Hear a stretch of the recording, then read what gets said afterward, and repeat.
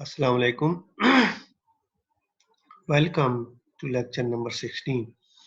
Uh, in lecture number 15, uh, we have proved that if alpha of S is a unit speed curve uh, with curvature non-zero is helix, then tau is equal to Ck. And here we assume that tau is equal to Ck, and we will prove that if tau is equal to Ck, then alpha of S is helix. So if if tau is equal to Ck, then we can define theta by cot theta is equal to C with theta greater than 0 less than pi. So we will assume a vector u is equal to cos theta t plus sine theta b, and check that it is constant vector, unit vector, and the inner product of t and u is constant. If the vector which we assumed cos theta t plus sine theta b is a constant vector, unit vector, and inner product of t uh, with u is constant, then by definition alpha of S is helix. So first of all we checked that u is constant. So taking its derivative, we find that u dash is equal to 0. So if u dash is equal to 0, then u is equal to constant vector.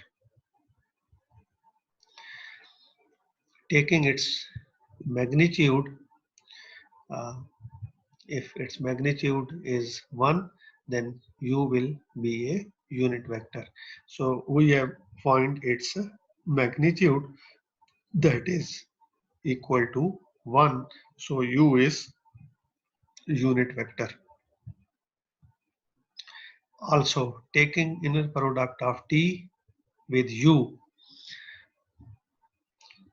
is equal to inner product of t cos theta t plus sin theta b, and after simplifying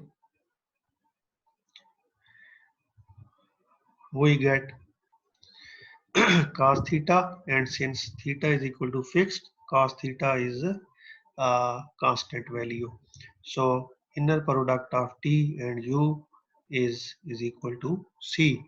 So therefore uh, by definition alpha of S is helix, because we have find here u is equal to cos theta t plus sin theta b, which is constant unit vector, and the inner product of t and u is constant. Hence alpha of S is helix.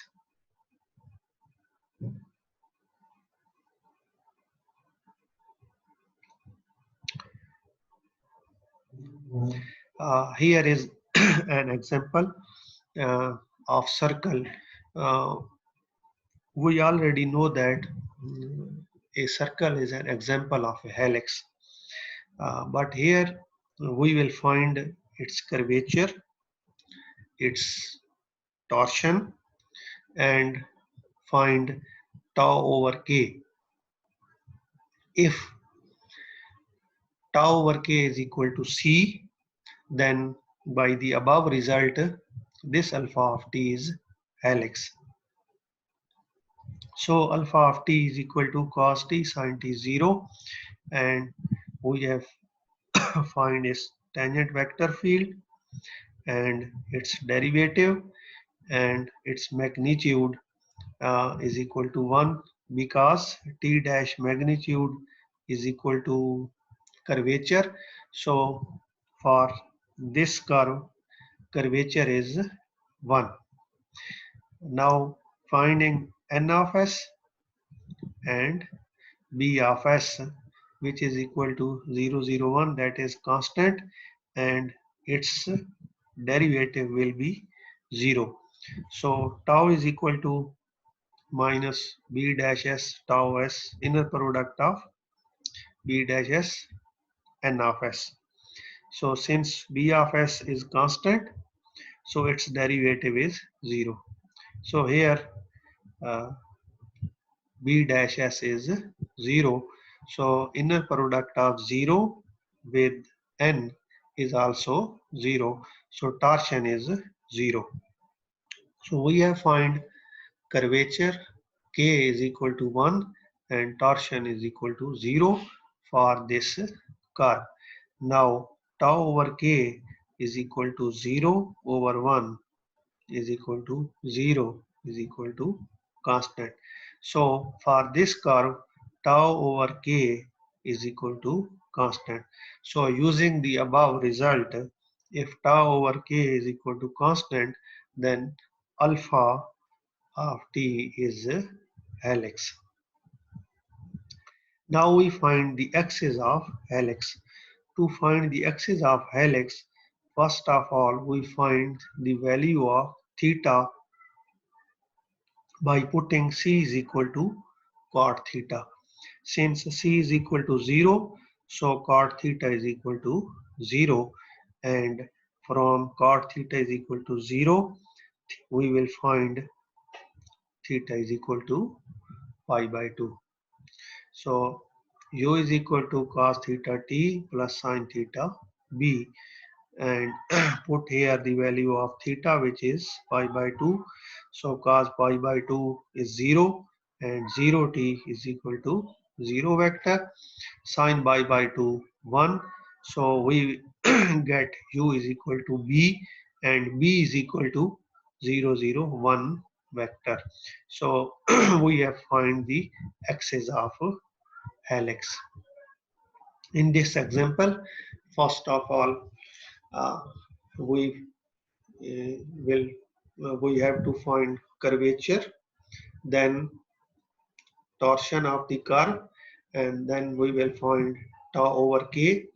If tau over k is equal to constant for any curve, then by the above result alpha will be helix. So in this case, in our example, tau over k is equal to 0, which is constant, and therefore uh, circle our curve here is helix.